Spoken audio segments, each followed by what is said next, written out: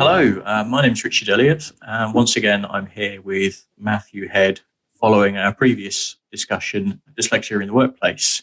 And we're here to talk about Matt's experiences with the gift of dyslexia, the book that he's kindly sent to me to read as well, and the dyslexia correction course, for want of a better word, that he's taken part in, and his learnings and experiences with it.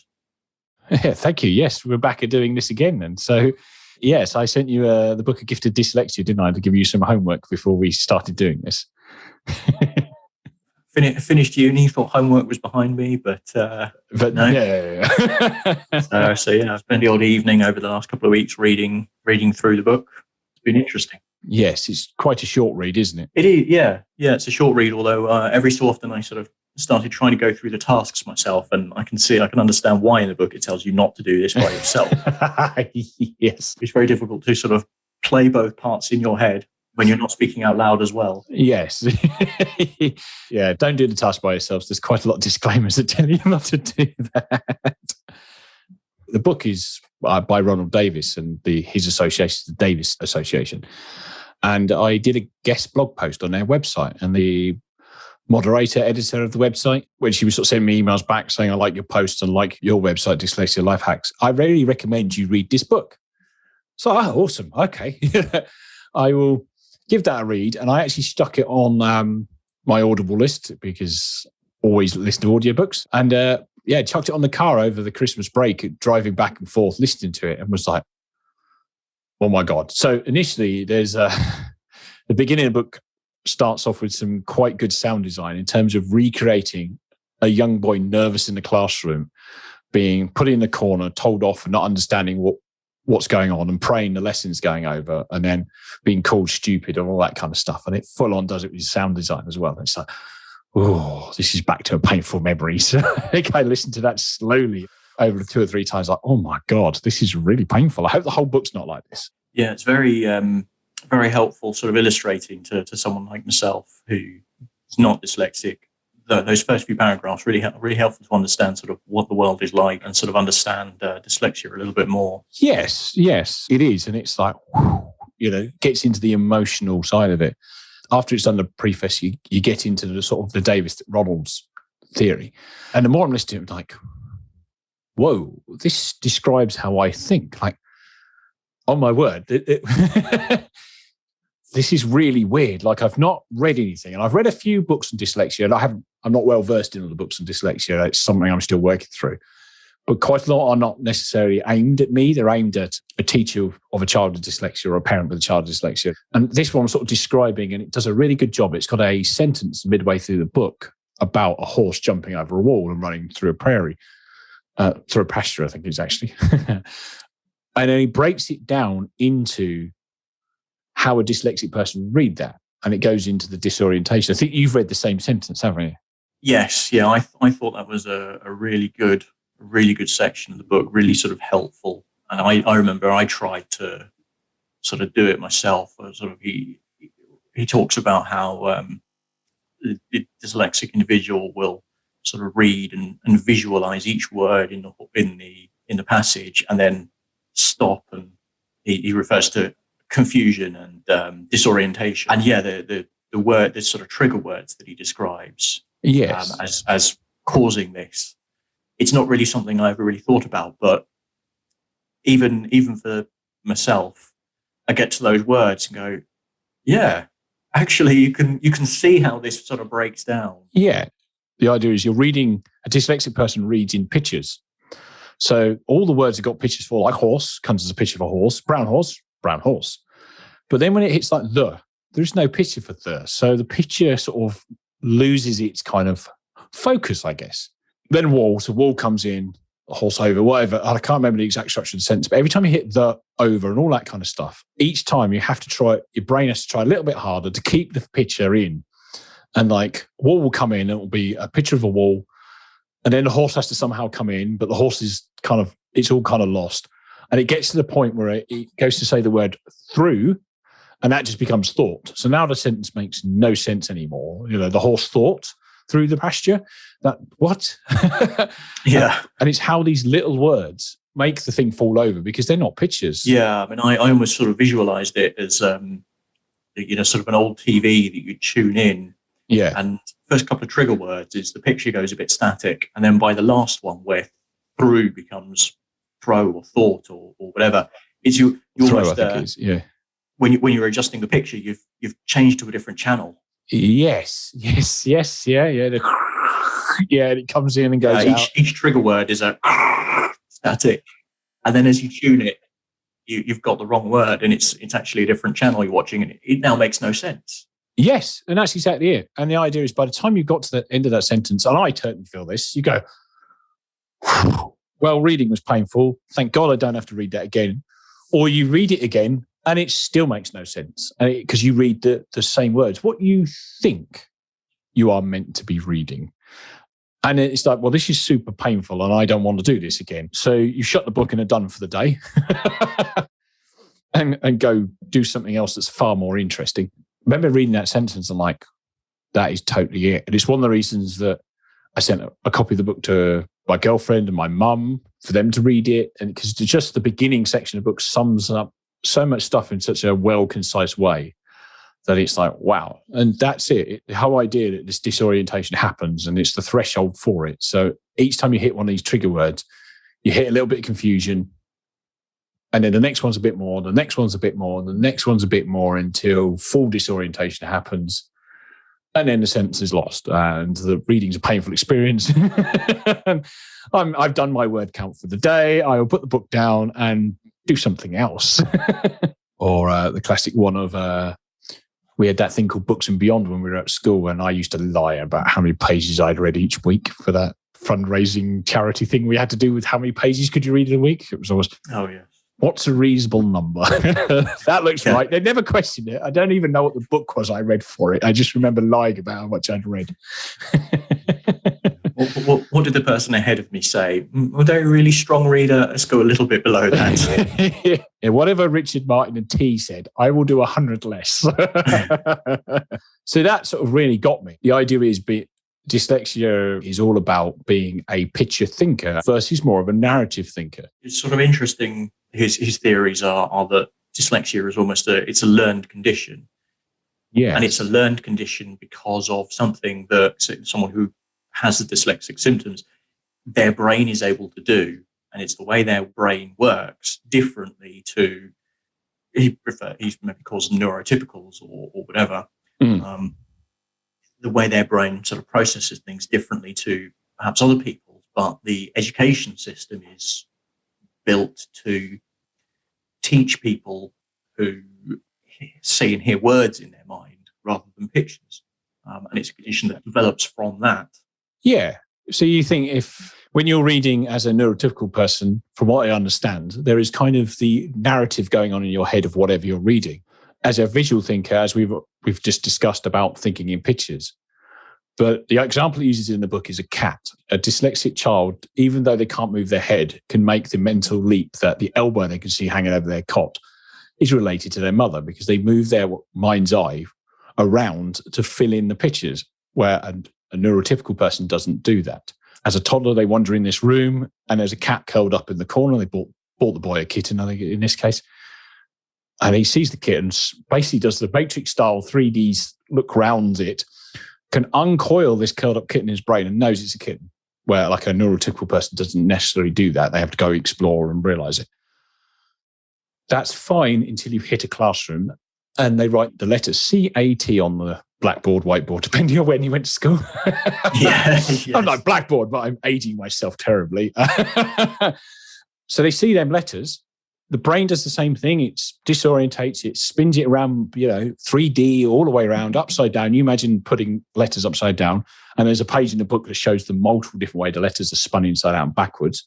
And quite a lot of people know one of the symptoms of dyslexia is flipping B's and D's around. And they just come up with nothing. It doesn't make any sense to them. Like, it's just this horrible thing. And then it carries on like that. Well, so keep trying to teach you like it. And eventually you get to the point where the emotional side of it comes from it. And I full on get that. We talked about in our first podcast, turning up and you've written pages like 3 inches thick, for argument's sake, and I've written 4 pages.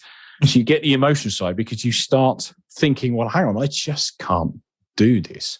But what the Davis method is really about is teaching in a way your brain understands. And we'll definitely get onto this later on in the podcast, but like modeling words out, 3D modeling the alphabet.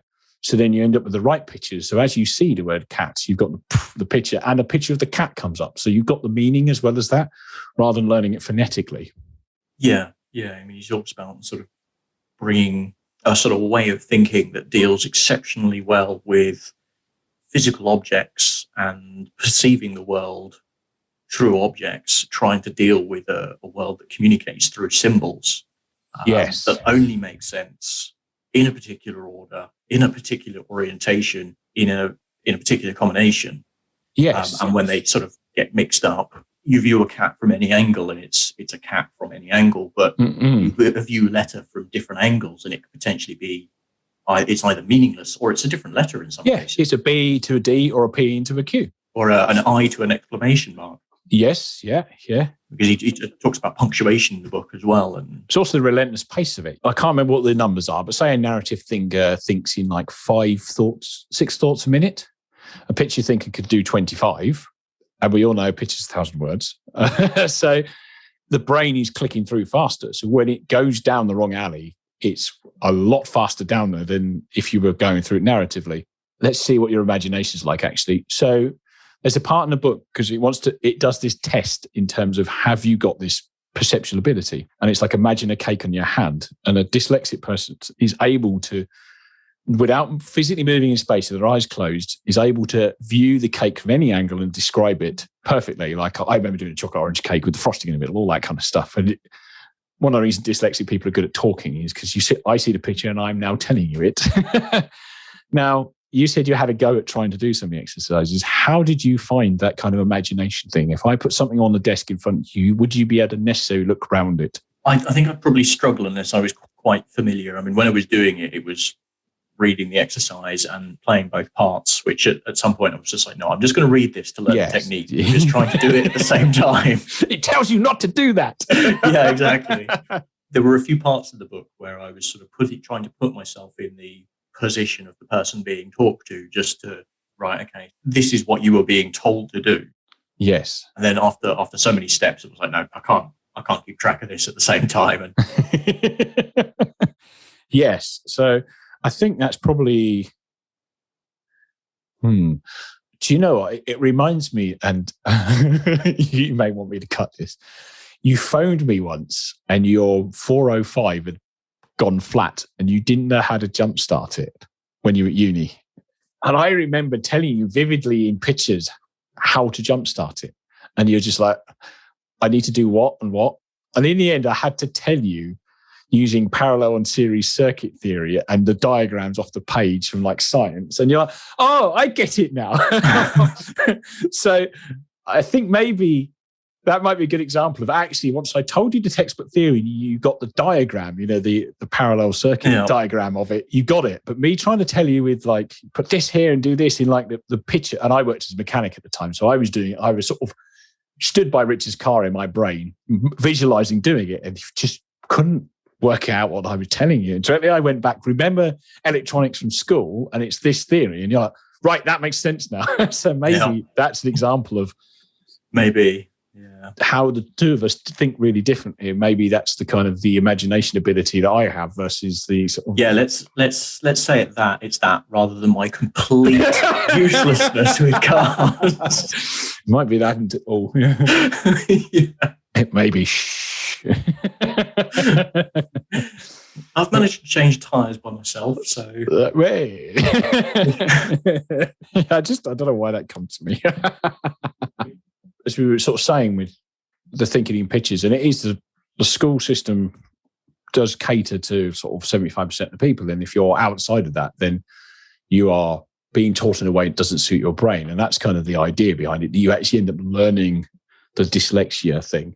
Yeah, he talks about learning sort of shortcuts and cheats and things that simulate what everybody else is doing, but doesn't give you the comprehension that.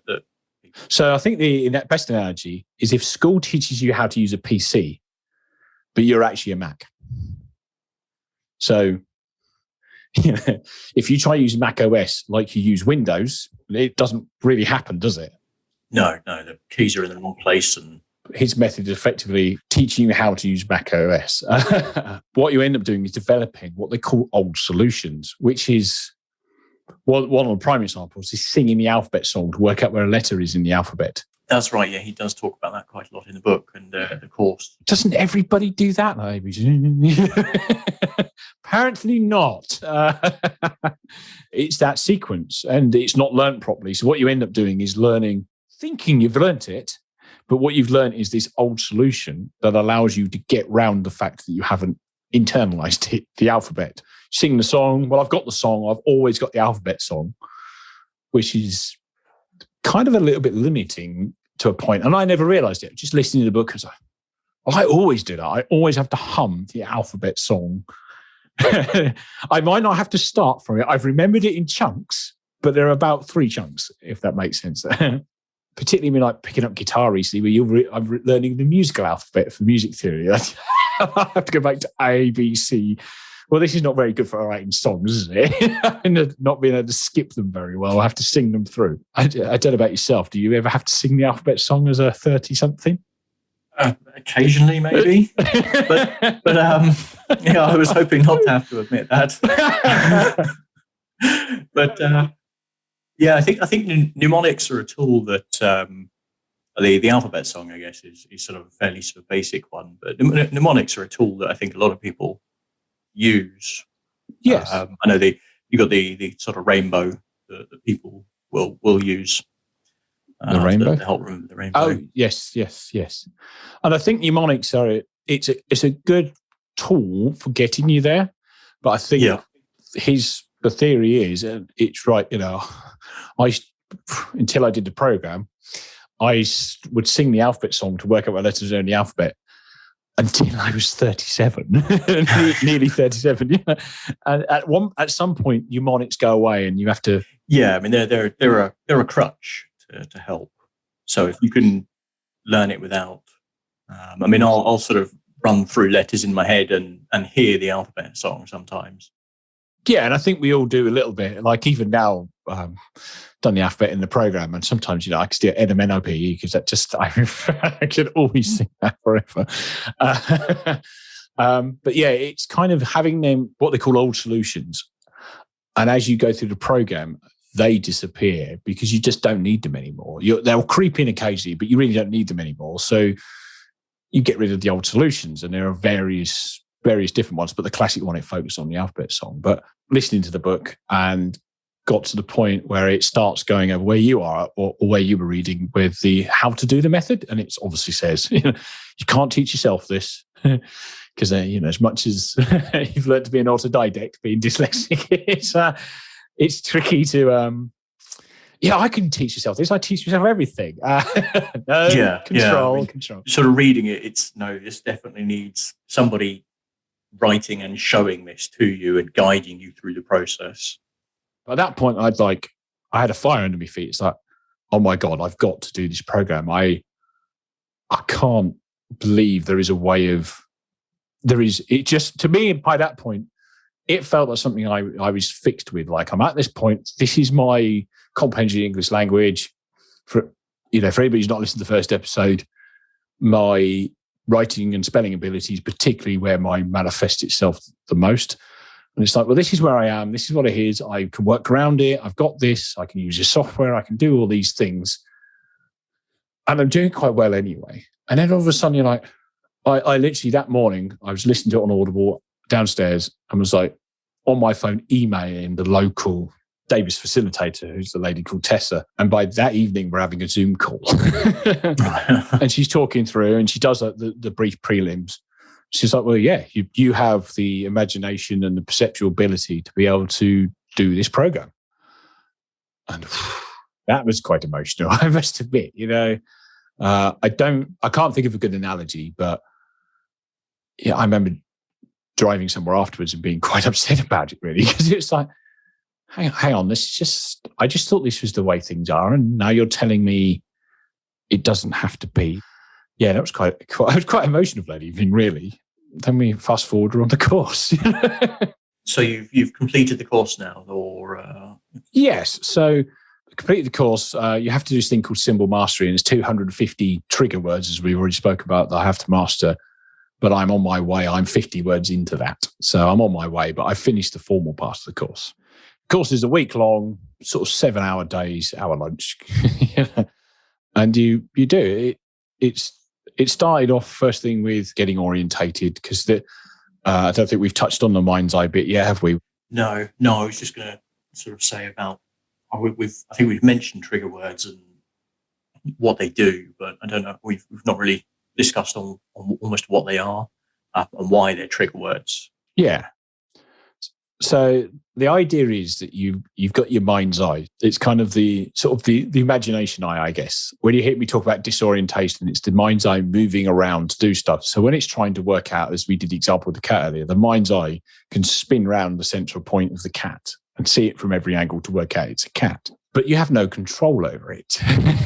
So you imagine this mind's eye moves around just wherever it goes, wherever it fancies, whenever it fancies. So if I'm writing something down and I've written it, and even if I've left it 5-10 minutes, come back to reread it, my mind's eye will just disorientate over the place and read what I think it says. So all the homophones, a standard one, wrong there in it, all that kind of stuff. And that's it. So you don't know particularly when you're reading, because of all this kind of thing, that your mind's eye's disappeared off and it's disorientated because it's what it's trying to do and it's trying to work for you. It's one of the, an example of the mind's eye thing is Einstein come up with the theory of relativity because he imagined himself swimming along the side of it all. And then he had to write it down. But that's him disorientating, using his mind eye to disorientate to imagine the theory of relativity and swimming alongside it all and all the physics, and then putting it into equations. That's how it come to him. And there's various other examples of that. And that's when it works in your favor. However, as we've spoken about, it starts working against you by spinning the letters around and all that kind of fun stuff. Yeah, I mean, he in the book, he again continues his example with cat, where he's just seen this ball and recognized what it is using his mind's eye. But when he had to read the word cat on a page, the letters spin, they move, and cat becomes act. The letters all sort of move around, so they're not even a recognizable word. They change order, flip round, like you said. B becomes D. Obviously not in cat, but what version of cat have you got? Yeah. B becomes D, but not in cat. Yeah. And that's it using itself, the sort of mnemonics, taking that mind's eye and kind of it ends up sort of twisting itself around a little bit. So the first thing you need to do is have a method of making sure that is where it's supposed to be, so your actual eyes and your mind's eye are seeing the same thing. Whereas my facilitator likes to say, you blow a whistle to call it onto its space. So they refer to it as being on point. So they do an exercise that gets you orientated, gets everything lined up, and you basically imagine that your mind's eye sat at the end of a couple of anchor lines that hook on the back of your head and on your ears, and you can see them. So it's like, I guess because I'm an engineer that likes motor racing, I, for some reason, mine are carbon fiber, so I can see the weave of the carbon fiber as I'm looking at it. They also teach you some relaxation techniques to get you in a calm place, because you imagine if you're stressed or anxious, the threshold of being disorientated lowers. It's weird. I feel like, and everybody's different apparently, I kind of feel like when my mind's eye is on point, I can kind of see the end of the anchor lines, but I also feel this thing in the back of my head and I can't describe it, but that's how it feels like. You just get used to the feeling of it. Very interesting. When I read that section in the book, I hadn't really considered that not only he talks about anchor lines, and he sort of talks about explaining what an anchor is to whoever you're teaching, because you're teaching different age groups potentially. Yes. But I hadn't really considered the visualization of the lines themselves or what they might look like. And that might be something that helps the person sort of actually anchor their mind's eye in a particular place. Yeah. Because he talks about that method, and he has a second method as well for doing. Yes, I'm not too familiar with the second method because it's a sort of secondary thing if the visualization is not working for you as much. Yeah, but I could probably reach down and put my finger away my mind's eye is. There you go, which is no good for audio. Yeah, I thought it was good because he talks about in the book sort of picking one method and using that method and not using the other one because they'll sort of confuse each other. Yes. And then using an exercise earlier in the book to identify which one that you should be using. Yeah, in my particular case, I'm quite visual. So I did the visual version of it, which, yeah, from what I understand, other people, they might be wooden anchor lines, steel lines, bits of concrete. Mine are nice carbon fiber F1 wishbones for some reason. Any sponsorship? Yeah. Yeah, Sparker written down or something. Sponsorship.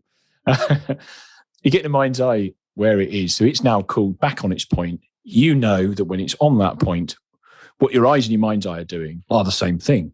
And that's kind of the morning. And then we model the alphabet in uppercase first. And you have to sort of master the alphabet. So basically you end up slotting the picture in your head. And because you're a visual thinker, once the picture's stored in your head, it's stored and you can just zoom in on the bit you need to work out where the letters are of the alphabet. But it's interesting. I was trying to do this and I'd modeled the alphabet, model the letters the same size. There's a type font it wants you to use, so it's all kind of nice and in there. That's your mastered alphabet. The gift of dyslexia is the gift of mastery. So you're actually able to master things like this faster once you've done the work because the picture's in your head and it doesn't disappear anywhere. So you actually benefit then from the speed of mastering it. Quite interesting. It was getting me to try and quiz me on it, and certain letters would just kind of not work. So then you have to pick the letters up and kind of hold it in your hand and try and think of reasons why this letter doesn't work. Is there any kind of attachment to it and all this kind of stuff? And that was fascinating, really, because Q doesn't have the little flick on the tail of it. Yes, because that's something he talks about in the book as well, isn't it? The different typefaces that some are inherently a nightmare for dealing with dyslexia because of all the flourishes and the pretty ones basically. Yes, which I quite like. I really quite like the calligraphy kind of style. But it's really interesting trying to master the alphabet with a Q without a flick on it. It looks like a P, doesn't it? The little flick on the Q differentiates it from a P. Yeah. And it was like, oh yeah, and you have to kind of it's almost washing the alphabet clean of any attachment. And back to the mind's eye thing, what you have to do is make sure you're aware if your mind's eye is on point, because what it will do is directly it gets to a sticking point, it tries to hunt for a solution. So it comes off point. Starts to drift. Yes. So it sort of comes and hunts and then comes back. And it's... Yeah, he talks about as the sort of partner in it, recognizing the signs of frustration and fatigue and sort of saying, right, stop. Are you centered? Move your perspective back to your point, which I thought was quite interesting. Yes, hence why you can't do it on your own, because you can't watch for those signs. Yeah. If your mind's eye disorientates the world, which helps you with stuff, but it'll also disorientate the world to make you think you're doing it right. Yeah. And it amazes me, even though we were doing it during the COVID-19 pandemic, so doing it over Zoom, my facilitator, Tessa, could pick up that this was, well, what was that? You're reading a letter and I'd half pause or something. What's wrong with this letter? And we go back and see things. I hit P and it's like, what's up with P? Well, it's my P is the first initial of my dad's name. So I was like, oh, it's that. And then it reminded me of, the Paul Peter kind of thing we used to remember at school. The little, the alphabet had, each letter had like a symbol drawn around it. And at my school, it was Paul Peter. It's like a dog who had hanging down ears and one pointing up ears and all that kind of stuff. And it was just as I hit P, my brain would think of that and just shift onto that to visualize that picture. And it actually is like a disorientation of the letter P. So it's like, right, okay. So we kind of go through the little bit of the sort of sequencing works. And we did that. And by the end of that day, we did lower cases afterwards. That's it, alphabet mastered. What, in one afternoon?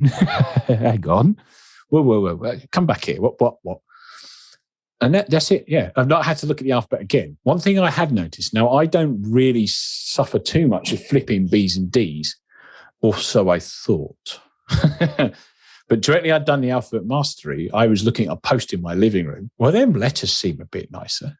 Like they just sit on the page nicer. Are you aware of what visual stress is? Where like some dyslexic people some people describe it as having a light burning through the back of the page, or the letters float and hover.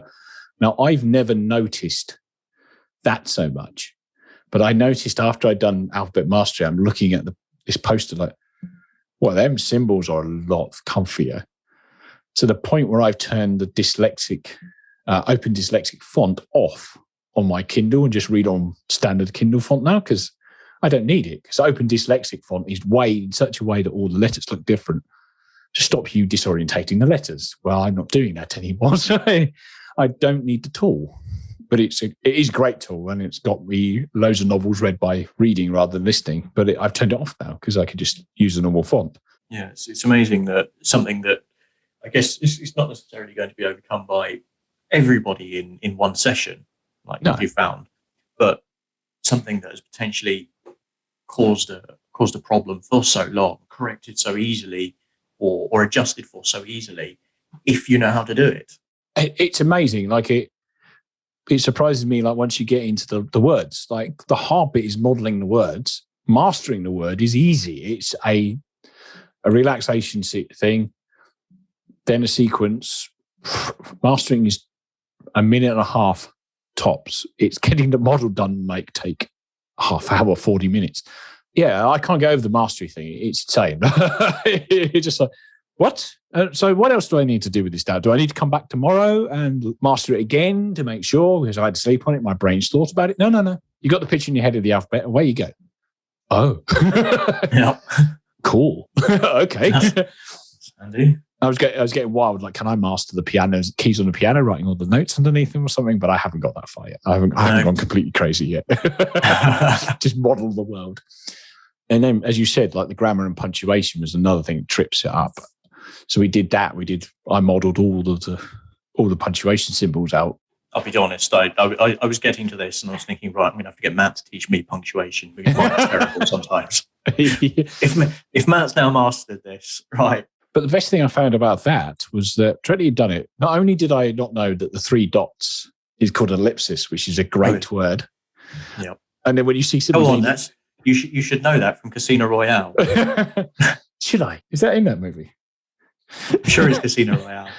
Maybe. But I was like, oh, cool. It's just a great word. But the weird thing is, you're reading a line of text and somebody puts 2 dots or 4 dots. You're like, that's wrong. Like, this is what people who are really into grammar feel like. From being completely oblivious to it. Yeah. So you're becoming one of the grammar aficionados that we discussed last time. Yeah, the grammaristas. The grammaristas, that was it. Yes.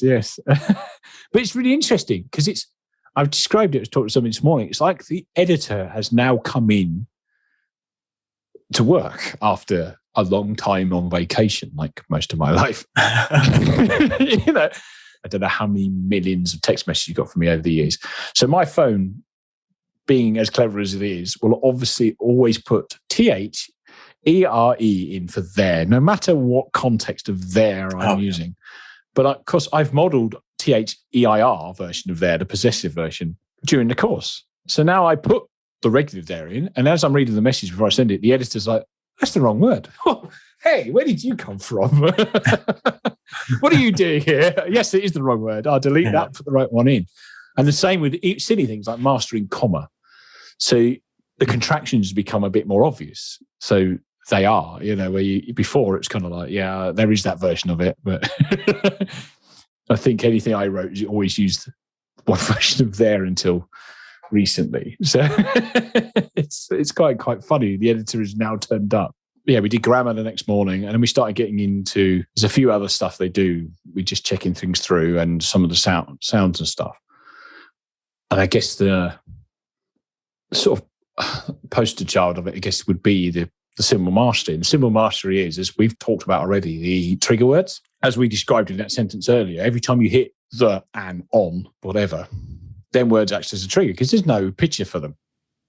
Yeah, and that was something I found really interesting. It's the words that, and as I sort of mentioned earlier, I think when we touched on it, was that you don't really think about it. But yes, these are the words that you can, that is very difficult to immediately associate a picture with.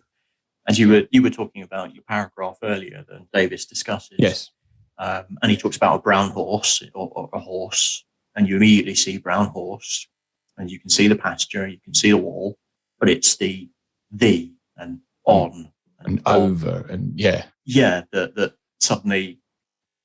Oh, how do I picture? Yes, that? So the picture falls over, and there was some of the other stuff we're doing is they do like a what they call a sweep sort of reading thing. I think it's called sweep, and you've got a piece of card over a page of the book, and you're not reading the paragraph for reading it. You're reading each word, and your facilitator or your helper is trying to pick up which words are triggering you, because people do have other words that trigger them for other reasons. And then they're put on a list for stuff to model outside of the 250 key trigger words.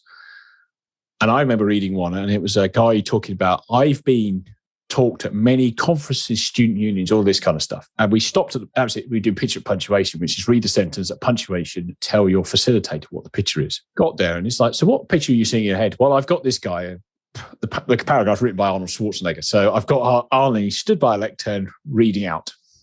She's like, okay. Anything else you want to add to that picture? I can't remember exactly what she said. No, I've got Arnie stood there in a suit looking huge, because he's always like, Terminator 2 spec Arnie. Yeah. Looking huge with the lectern, looks tiny in front of him. I've got this. She's like, yeah, but it says many. Oh.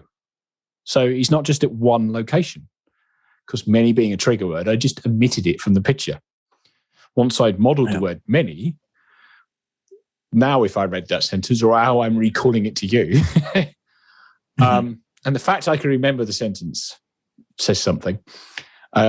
I now imagine it, like the mosaic on like a Zoom call, where you've got each tile and it's multiple tiles of Arnie stood at multiple lecterns or multiple different stages doing talks in different clothing to signify he's now at many of these things. He's like this multiple kind of view. Because I have spoken at many conferences, student unions, all this kind of stuff. It's more accurate. I had actually missed a word from the sentence that modified the meaning of the sentence in my memory. And that's where the trigger words come in. So you are having to model this up. So you model the meaning of the word. That's the bit I found quite interesting, is you can see some of the models that they've used for trying to model these words, because they are a bit more sort of abstract. You can't just make a model of an apple. No. Apple, yeah. car. Yeah. But the and many, you have to sort of think about the words a bit more about and a way to visually convey them. And yet that's what you're trying to model. You have to think of, well, the sort of how you go about it is you do sort of techniques, get yourself on point, read the definition of dictionary, read it in multiple places. You're trying to find the definition that's sort of not makes sense, but it's the simplest one to model, I guess. So most dictionaries have got the same definition as the first definition for a word. But because dictionaries are copyrighted material, Cambridge and Oxford have to describe the word in slightly different ways for the same meaning. So sometimes looking through two different dictionaries and using the one that just makes sense to you better, the one that feels nicer. Yeah. And then it's thinking about modeling the word, which is really hard, as you said. How do you model A? Because A doesn't mean anything.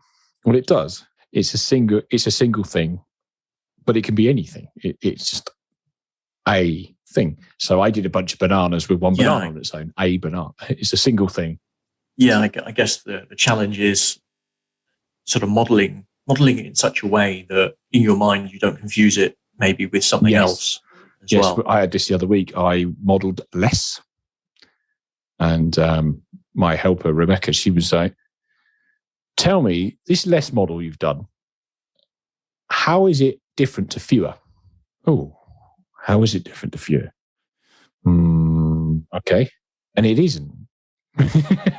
Because what I'd missed in the model was less has a quantitative aspect. I don't know why, but we got to talk about beer when the two of us were talking about how to model less.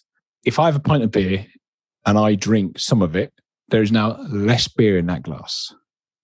If I have 12 pints of beer in front of me and somebody takes 6. There's now fewer pints of beer in front of me. And that's it. It's the quantitative aspect of less. There is less versus the full version of it. And it was like, right, okay. So then I end up with a pizza with bits missing out of it.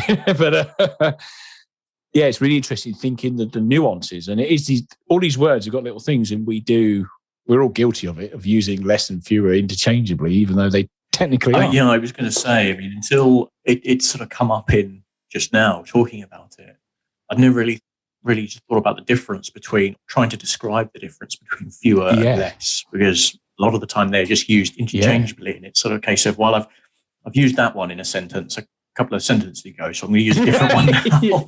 Right click thesaurus. So yeah, I'm not just using the same word over and over again, but yeah, there is a difference to it. Yeah, it's the less you don't really have that. There's less beer in that glass, but you couldn't tell me that I've drunk so many milliliters of beer. You just know there's less in it because I've drunk out of it. You can't tell me there's fewer beer in that glass. It makes no sense. Not unless you wanted to quantify how much. Yes. That now has 3 fewer gulps in it. Exactly, yeah. Or measure it. I can't believe I'm being fascinated how the English language works. But yeah, you think about how you model it, and that's where the mastery, as I've already touched on, is really dead simple and quick and bowls me over every time. But it's getting there with the models. Now you get better. It's not 250 hour-long models. I can do some in 5 minutes now. It's thinking about it, thinking about what the definition means, what it is, and it's like, you get like an, which is like a, but when there's a vowel sound. Yes. Oh God, how do I model that?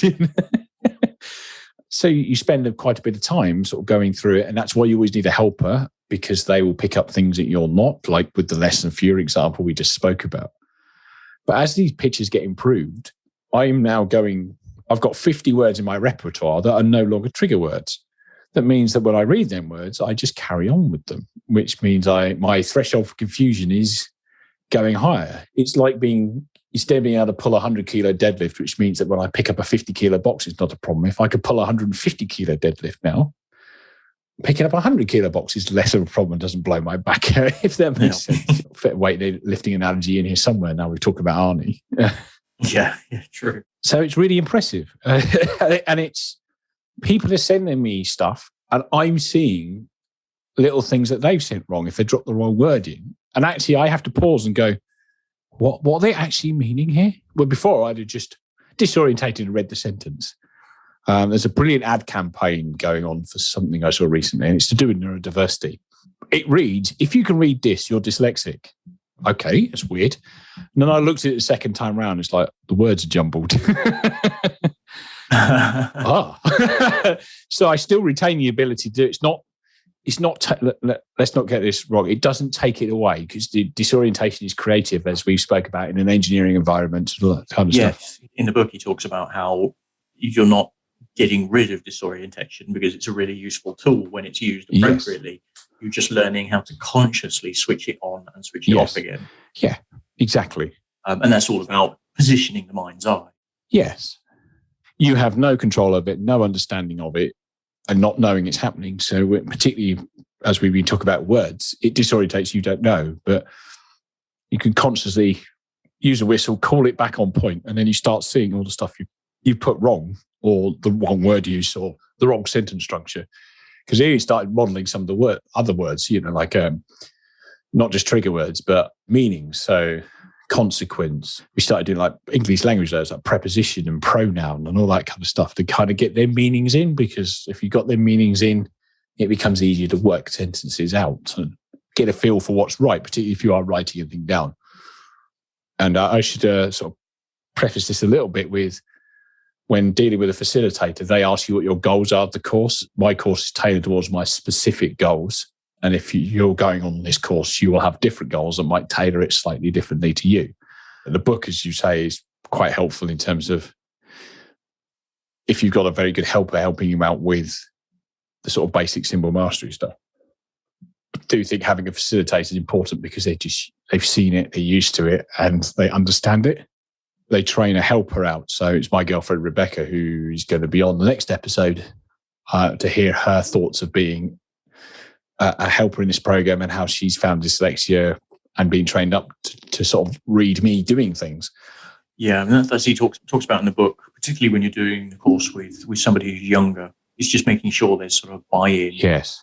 Making sure that the person that you're doing it with is always engaged.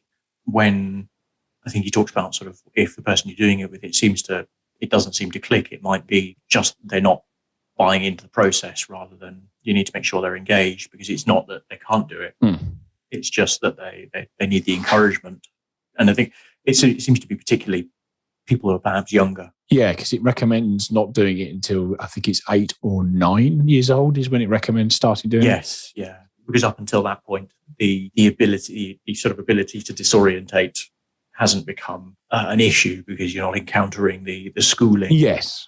That then develops the problem. Yes, that's it. The ability is still very much there. And it's also, as you say, not becoming an issue. Although I got picked up at 6, my memories of being dyslexic tend to be more in secondary school, with the whole going out to extra lessons and all that kind of stuff.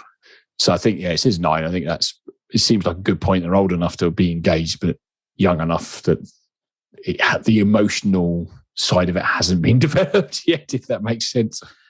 Yes, yeah. Yeah, I guess at that sort of age, 7, 8, 9, you're starting to encounter the sort of teaching that run counterproductive to the way that your mind works. Yes, I think so. And that's when the frustration and, as you say, the emotional. Yeah, and that horrible thing of the teacher trying to get you up and read 2 pages of a book in front of the class. Somebody emailed me about this week, and you're like,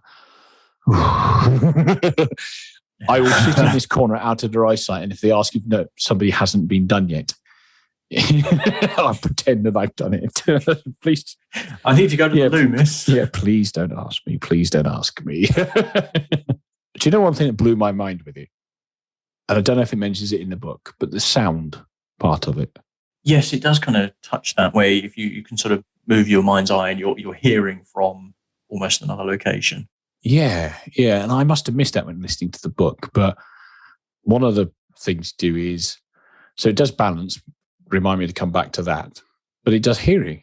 Yeah, there's not a huge amount on hearing, but it's sort of, he talks about all of your senses can potentially, that the mind's eye is the focal point for all of your senses. So he seems to focus on reading and your balance, well, except for taste. Yes. So yeah, hearing was the one that blew my mind. Like one morning, can you wear a set of headphones? Disorientating hearing. So the example I got told was, you sat in a restaurant and you're listening to the conversation next to you, being just listening in for some reason, but it sounds like the conversation is really near. Like, yeah, you just listen to it. But the table you're sat on, the conversations have disappeared because you've disorientated your hearing to focus over there. So you've effectively done the same thing as mind eye does visually, which is easy to explain, but with sound. So there's this noise that they play in a set of headphones, and it's this ringing noise, and I'm listening to it. My facilitator goes, so describe the noise and tell me where you hear it. Oh, it's blah, blah, blah, blah. And it's in my right ear and slightly travels across to my left in sort of stereo as it goes on. Oh, does it? When she says stuff like this, by this point, I've learned her by now. Like, uh-oh. Okay, so clearly it's not that. So, but listen again. So you listen again and again and again. I'm like, that's definitely in my right ear and travels in stereo slightly across my head. No, it doesn't. I could actually sit there and like you put your mind's eye on point, and it sort of they teach you how to pull the sound to your mind's eye, and all of a sudden it centralizes the sound. So now it's like, what's the sound sound like? Well, it's in both ears and fades out equally. Well, that's correct. The speakers are playing the same thing in both ears. It's kind of basically a doubled up mono channel. What? It's like, well, everybody's an ear dominant. That's not a dyslexia thing, but you're able to disorientate to it. So you're ear dominant and it's completely disorientate to believing it's that side. And I remember visually feeling the sound go across my eyeballs, if that makes sense. Yeah, right. What? Hey, sound? No. But it was weird. Like I've had to tweak the bass and the treble of the stereo of my car because it now sounds different. Yeah, it's very much a theme in the book, isn't it? Of dyslexia altering the way you perceive reality and voluntarily change the way you perceive the world. And he says we all perceive reality in our own way. Yes. And I think that's it. It's the using it when you need to, but not letting it use you inappropriately, I suppose. Like particularly when it comes to spelling. But the sound really blew my mind. Like how much sort of stuff sounds clearer, better is quite interesting. It's like, oh, well, hang on, everything's now out of both ears. Silly things like having a conversation with the telly on the background. I'm less likely to disorientate into the TV. And what? Yeah, I'm terrible at focusing. Either somebody's talking to me when the TV's on, just hearing the TV, or being sucked into the TV, or even in restaurants, yes, or in bars, yes, not being able to hear the person that sat next to me, but hearing the table over my shoulder perfectly and hearing the entirety of their conversation. So maybe you can teach me about this and see if I can apply some techniques. Yeah. Any facilitators, email in. One of the things in the book that obviously is quite close to the end that I found amazing was he talks about perception of time and your energy and the dial to control your energy levels. I thought that was amazing. To expand on what the dial is, and different people have different ways, like all visual things, you can create whatever the hell you want. Why not? And it's like, yeah, you calibrate this dial to how your energy's feeling. Sort of 0 is asleep and 9 is like, either you're going to punch somebody or you're just exploding of energy, that kind of thing. And you can shift it like within reason. It's quite interesting how you can use the dial. Part of the sort of methods of getting you ready for learning is, mind's eye on point, a balance exercise, which we haven't spoken about, checking where the dial is, to check you're in. Like for me, I want to be, my default mode is about a 4.5 on my dial. So as long as I'm a 4.5 or a 5, I'm probably more of a 6 doing this podcast. It's fine. And actually trying to feel how other people's dials are, like how they've gone up and down compared to you. So you can get a feel for where you are relative to them. Because, it's like if you're talking to somebody and their energy levels are 7 and you're at 3, it's a hard conversation, isn't it? Yeah. And they're like, whoosh. So what did you get from that, actually, reading that? Because that's something kind of, I've not really spoken to too many people about the whole dial thing. I was just sort of trying to visualize it myself and thinking, right, can I do this? This should be really useful. Just the concept of being aware of your sort of energy levels and your perception of time, because obviously everybody talks about it. Time slows to a crawl when you're doing something that bores you, and when you're enjoying yourself, whatever you're doing is over like that, and you think, oh, where did the time go? Potentially having some way to sort of influence that is sort of the concept of that, and the theory of that kind of, it was just sort of amazing. Yes, I've not read that bit of the book because I obviously I got myself on a course rather than reading how to do it. And I didn't want to cheat the course by reading how to do it and then let my brain bake in the background and come up with loads of preconceived ideas. But yeah, the dial thing is quite interesting, and having I really need to integrate it a little bit more, but having a feeling of how other people are, I think helps. It just increases, because if I'm able to disorientate them on words and disappear into my own thing, well, what stops me disorientating thinking what other people are thinking? Yeah, as you said, sort of if you recognise that your energy is at 3 and somebody else's energy is at 7, but if you could manually nudge your energy levels up a little bit to sort of sync with that person a bit more. And I really dig into that more. I wonder if caffeine will become the old solution in that case, It's like my coffee habit. Like, actually, I could just push the dial up, but I like coffee. I've modeled time very recently. What's it? A measure of change relative to a standard. Actually, I was talking about this with my facilitator this morning because we were doing a catch up. It's like, what is the feel of it? Are you feeling more an accurate thing of time? And I think I am. It's not something I've been making notes on. I've been practicing playing guitar, and I try to give myself 10 minutes, and I sort of start to chronograph my watch, but don't look at it. And I'm like, well, this feels like I've been about 10 minutes. 9 times out of 10 now, I roll my watch round and I'm within a couple of minutes of it, which is good. The only time I found it doesn't work is I've picked up running again, and 10-minute runs still go on a lot longer than they really should do. Come on, I want to stop. I remember that when I've not really been running for a long time, but when I started running, when you first start, you're sort of thinking, surely I've done my allotted 10-minute. No, 2 minutes. Okay. Yeah, you're waiting for the coach over the speakers. Come on, just tell me I can walk again. Do it now. Yeah, surely I'm at least halfway through. No? Okay.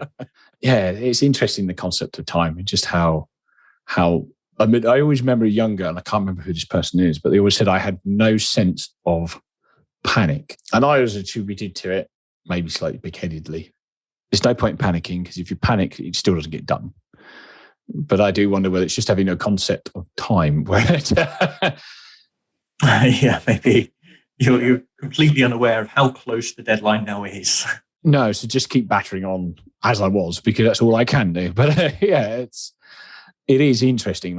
And we haven't spoke about balance, but balance is another interesting one. Now, I've not been formally diagnosed with being dyslexic, but I remember doing quite a lot of exercise at school with passing balls back and forth. And that's another thing, getting you on point. And one of the tests to see if your mind's eye is on its point is being able to stand on one leg and do stuff. Yeah, in the book, he talks about an exercise of your helper throwing not balls, but sort of like they're called cush balls. They're like these. They look like loads of string. Yep. The reason they use them is because you don't have to worry about the bounce for catching it, because the sort of bounce bit is not really what you're learning. So stand on one leg and you weirdly end up being able to catch stuff.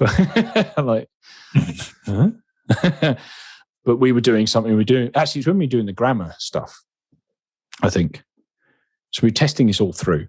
Right, stand on one leg and test this. And the ones that mess me up and I disorientate, the moment my mind's eye moves, my balance goes off and I have to put a foot down or I wobble.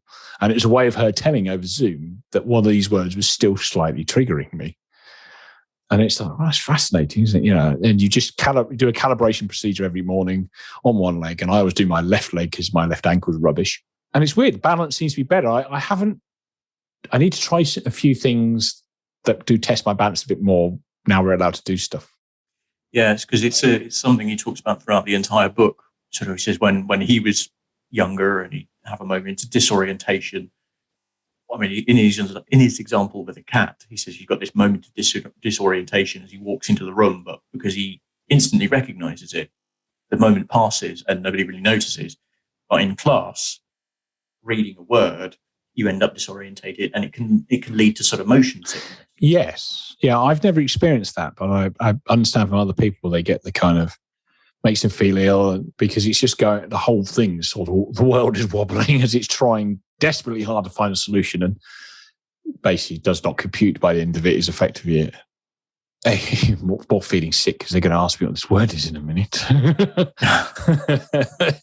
Please ask somebody else, don't know. Because how are you finding it? Like we were talking as a bit of a prelim to this, weren't we? With reading about thinking in pictures versus thinking in narrative, and you were then listening to yourself. Yeah, I was waiting to bring this in. The internal voice that gets mentioned early in the book, and he says as somebody with dyslexia, he says he's never really heard his own internal voice when reading. Yes, and it's something that I become very conscious of, particularly when I'm reading this book. Is sort of hearing my own voice in the head as the sentence goes on, and then I just can't stop it. And trying to read that paragraph about the horse. Yeah. Trying to picture it instead of hearing the words in my head was incredibly difficult. Me hearing my voice and compared to having a sort of a picture in my head. And in all sorts of situations, I mean, even when I'm driving the car, going somewhere. Yeah. And sort of thinking about something and sort of, I need to go to the shops, and it's a voice in my head. How do you sort of think that? Do you get that as a picture? What the need to go to the shops kind of idea? If I'm right. Yeah, I mean, you sort of just the voice, just is not necessarily a voice in the head, but when you have your own internal thoughts. So yes. So yeah, going to the shops, like directly you said, I need to go to the shops. The visual picture that instantly come up was I use the list app on my phone. So the shopping list appears as the list app. So you visualize a shopping list? Yes, yeah, that was the first thing I thought. You're like, I need to go to the shop, and you hear it as the voice at the back of my head. It's like, I normally have a visual trigger. It's like, oh, shop, this list comes in front of me and I need to buy bacon, eggs, tomatoes, whatever. If I haven't written a list, I'm then trying to visualize what I need. Well, if I open my fridge door, what's not in it? I'm low on this. I've used the last salsa, so I need to buy some of that. But I can see the inside of my fridge, and I don't know how you're seeing. No, I mean, I'm just having this mental conversation with myself. I see. The voices. yeah. But yeah, no, it was just something that I found really interesting. Just spontaneous thought. And I was thinking, well, whether it's going to the shops or even when it's just, if I'm being clumsy and I'll sort of kick something in my head, I'm sort of screaming, turning the sort of inner voice, inner air blue. How does that work with you? I mean, are we sort of picturing like a Charlie Chaplin movie, sort of the old silent movies? I don't know really with that because that's almost you're thinking of the naughty words inside your head to suppress yourself saying it out loud in a place that's so awkward, which I think is something slightly different. But yeah, if I stub my tongue on something, it's if I'm not allowed to use the technical expressions that you can use when you're in private for that kind of activity. I certainly don't think of a load of words. I won't swear inside my head if that happens, which is, that really hurts. And go sit down and deal with it. But I can't say there's an internal narrative that carries on. I'm in the pain area. Let's see. What about if we're spelling a word? So if I want to spell there, as in the possessive version of it, THEIR, my model comes up in my head with the word written underneath it, because part of the modeling is having the word written underneath it. So you master the word of the model, which also gets you to spelling in. How do you do it? If I'm spelling a word, I will just hear the letters in my head. I hear the word and then sort of sound it out, whether it's by letter or syllable or depending on the word. Obviously. Yeah. So there's another part of sort of other ways of learning to spell with this, that if you already have a picture for, so say vehicle. Now, you and I know what a vehicle is, so I don't need to model a vehicle because I know what it is. But I've got multiple spellings of vehicles. So we end up doing this thing where you cross the old spellings out in your head and physically on a bit of paper and then learn the sequence of letters and then recite it forwards, recite it backwards, recite it forwards in to make sure it's saved. But it's saved with the picture of vehicle. So I can see it like a vehicle comes up in my head. There's a motorbike, a car and a lorry all sat next to each other at a set of traffic lights. And the word vehicle appears kind of in that image, but you just sound out VE, blah, blah, blah. So if I say vehicle to you, does it conjure up an image of a car? No, it's just vehicle. But yeah, no, I don't really picture anything in my head. Interesting. Yeah. Okay. So we were talking, weren't we, about the beginning of a Tom Clancy book, and we think it's Rainbow Six, but I remember picking it up years and years ago when the two of us on holiday and started reading it. And it's this point where they're on like a decking of an oil rig or something like that, and it's the steel decking. And as I'm recalling it to you now, what I'm recalling is my visual memory of that, of it's this special units force and they're running up and I can hear the sounds on the footsteps of the metal grating and they're running up this rig and they're going into the room and they're about to get this guy.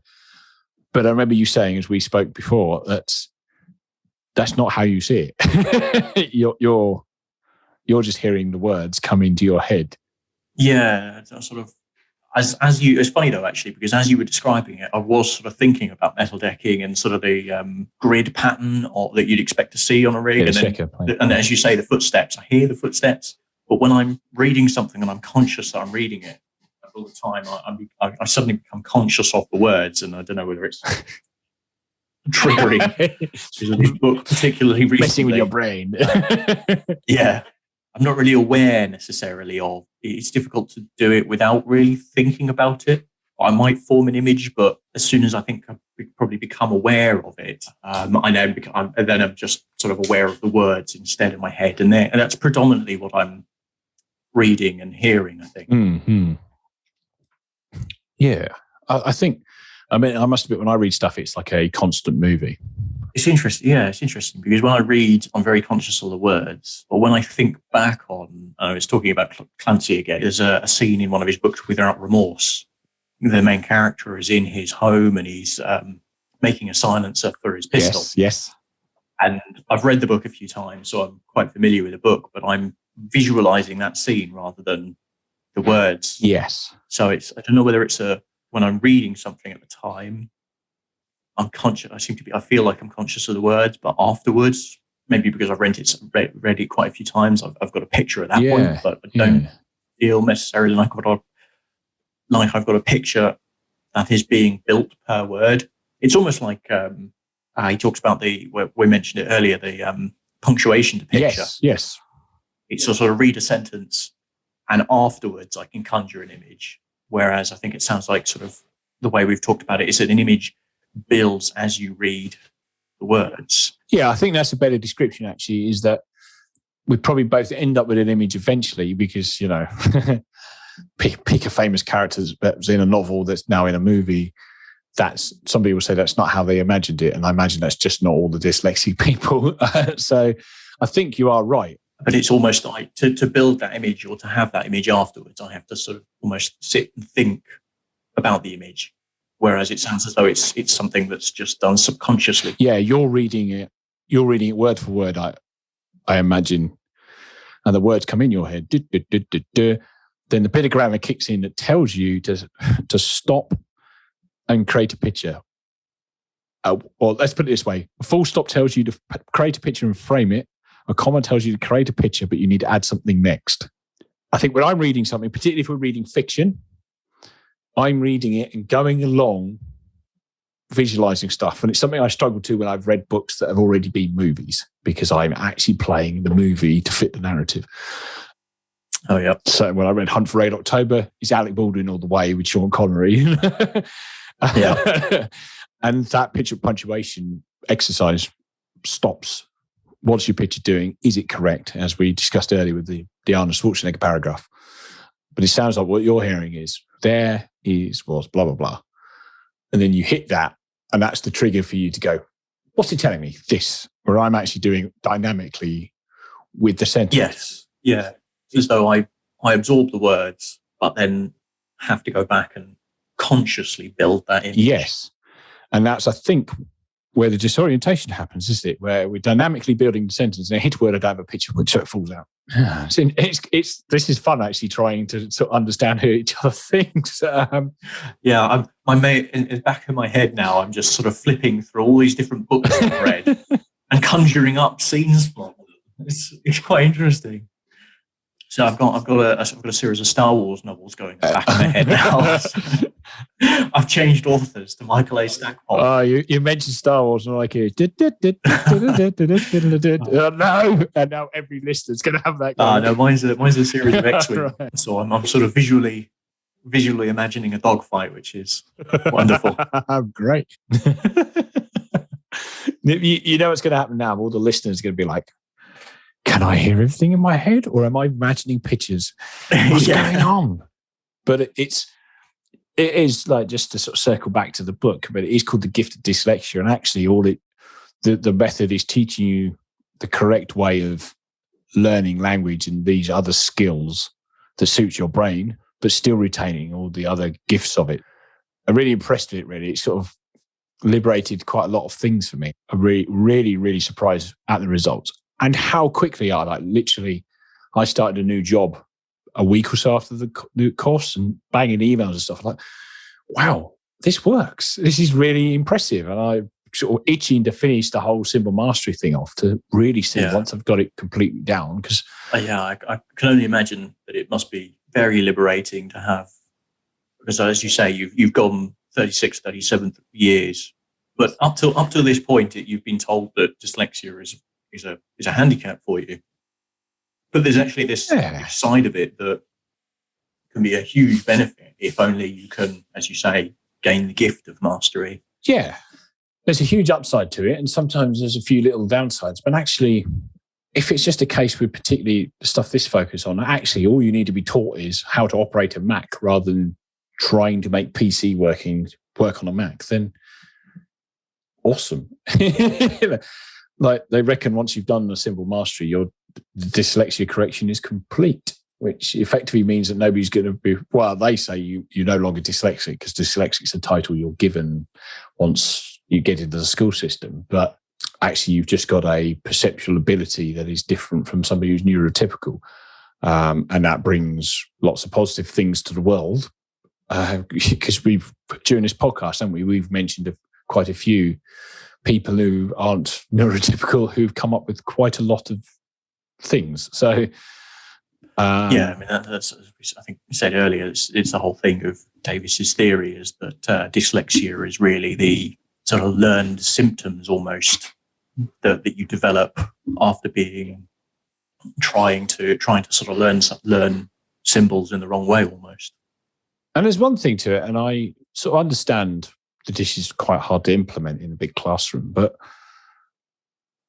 I don't see what the downside would be to modelling meanings of words to somebody who is neurotypical. Like, if you were taught words in terms of you had to get plasticine out and model them, you'd still be taught them. You know what I mean? Yeah, I mean, at one point, even in the book, he talks about there are elements of this technique that are beneficial if learning punctuation and learning sort of some words and things that can help improve reading literacy and sort of reading ability, whether you are dyslexic or whether you are sort of neurotypical or any sort of, they can be applied to anybody. And as you say, that they could be a benefit to anybody. I think so. And I certainly, you know, one of the things we were talking about with my facilitator, it's like, they were saying like people going for exams can basically, if they model every word in the glossary of the book that the subject they need to. So imagine if you could model photosynthesis, which would be a hell of a model, but imagine modeling the meaning of photosynthesis. And then you're sat in a school exam and it asks you to describe photosynthesis. What do? You describe the model. Yeah. You know, and the picture comes up in your head and all you've then got to do is write it down. And I imagine quite a lot of people would benefit from sort of doing stuff like that. It'd be really interesting to see, but yeah, I don't see any downside to somebody who's neurotypical as well. No, as you say, it's you could just sort of picture something you said earlier, a picture is worth 1,000 words. Even just where we were talking earlier, and I said I have these scenes popping into my head. I mean, they're scenes that sort of flash into my head in a couple of seconds. Yes. But they're maybe 4 or 5 pages worth of a book. And I know exactly what happened in that scene. Yes. And I can visualize it perfectly. I can sort of hear the characters talking. Yeah, it's the reason why movies are 2 hours long and books are pages long. But, you know, you mentioned Without Remorse earlier, and that bit in the hyperbaric chamber, that's like... Yeah. The scene is just back. Yeah, the scene is back, and you know the whole scene, don't you, in that bit? Yeah. That is quite a lengthy chunk of the book, really. It's nearly a chapter in itself. Yeah. But actually, we've just walked through the whole thing because we've reacted to that. The moment I said that, you're like, oof, because it's quite a heavy bit of the book. Great book. Yeah. If you could go into the exam with, I don't know, photosynthesis, whatever, modelled, periodic table, you just record the picture and then it's there. It'd be interesting to dig into research. But I think if anybody it's definitely worth at least reading the book. And I recommend the course if you do know a dyslexic person or a dyslexic yourself. I think it really helps out with quite a lot of things. I found the book sort of very, very interesting, very informative. So if you were coming at it from a perspective of a sort of a parent or a teacher or even a friend, it's really a really interesting sort of window. Yes, I think so. And having spoken to you about it, it seems to have improved your understanding. So it's useful like that. Okay, well, thank you for joining me again, Matt. It's been a pleasure. Yeah, it's been good fun having a chat about this. Yeah, it's been really interesting reading the book and sort of learning a bit more about it. Yeah, I'm glad you got a lot out reading the book. That's good to hear. And sort of increasing everybody's understanding how these things are is really important. Yeah, I think it's especially important actually at the moment, particularly at the moment. People are relying on written communication probably a lot more, even more so in sort of the business and academic world than previous, where people are not face to face. Yes. And it's a concern that people are going to go back to school and they're at different levels and stuff. So yeah, that is a very poignant point, I think. Well, thank you everybody for listening, and I hope you enjoyed this episode. Thank you. For show notes, please go to dyslexialifehacks.com/podcast.